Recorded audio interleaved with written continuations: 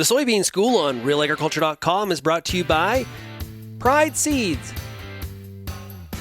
Safina Insecticide, and Cruiser Max Vibrance Beans.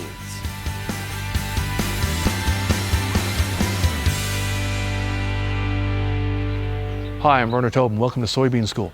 Today I'm in Exeter, Ontario at Huron Tractor, and I'm catching up with Omafra plant pathologist Albert Tenuta. I want to talk to him today about disease in soybeans, from white mold to sudden death syndrome. We've had a cold, wet spring, crops are delayed. What impact might disease have on your crop this year? Let's see what Albert has to say. Now, Albert, we are late on soybeans as well. We've talked about corn, but soybeans traditionally, have that ability to adapt. But even at this late date, we're getting short, and you're already seeing some root rots. Oh, absolutely. We're already seeing on, say, in Essex, we got a number of calls this past week where growers that were able to get on earlier on some what we would call non-heavy clay soils that are having to replant because of all the rain and that. In a lot of cases, it's what we would have expected. The phytophoras, the pythiums, those water molds that have been thriving under these cool, wet conditions, not just wet, saturated conditions that have been making it favorable for those diseases. And down the road, we'll see some others, probably the rhizoctones, the fusarium root rots as well. So again, those conditions now are going to be, unfortunately, probably favorable for many of these root rots we're going to see later on as well.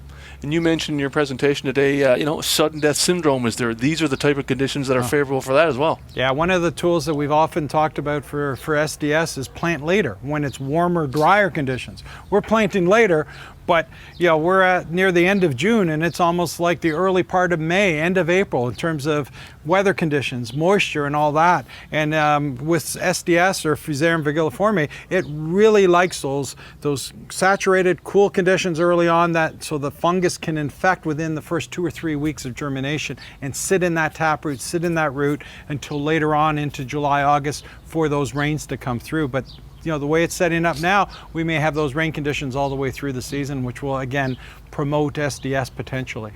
Now, not a lot you can do there, but one of the things you can do is scout, and that's so important for a condition like white mold. Yeah. So scouting for white mold, scouting for SDS. SDS also plays, in fact, with soybean cyst nematodes. So you're not only just scouting for one.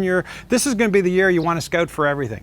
And the more the growers are out in the field, the better.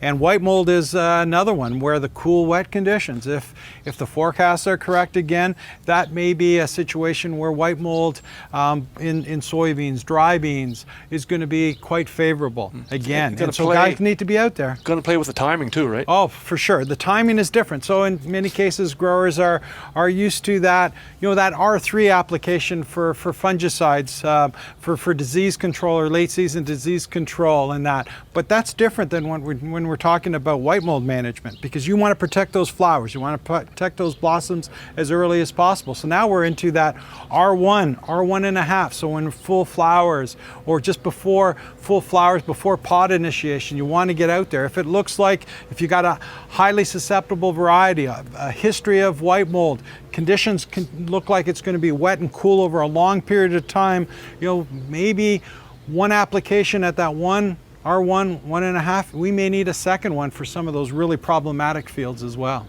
A new tool that you talked about today, Sporecaster, an app. Talk about how you can use it to sort of fine-tune your white mold management. Yeah, Sporecast has been one we've been playing around with for a while, developed out of Wisconsin and Michigan, and available last year both on the iPhone and Android platforms. It's a tool that helps us in terms of determining the risk of apothecia production or the spores release, and time that with fungicide application. So you download that app, you can pinpoint different fields, you can play around with row spacing, flower presence or not, and it'll give you a risk factor in terms of what your risk is for white mold likelihood, and you can time that or at least determine which fields are most at risk and time appropriately in terms of those fungicides. Good stuff, Albert. Always great to have you on Real Agriculture. I always appreciate the opportunity. Take care, my friend.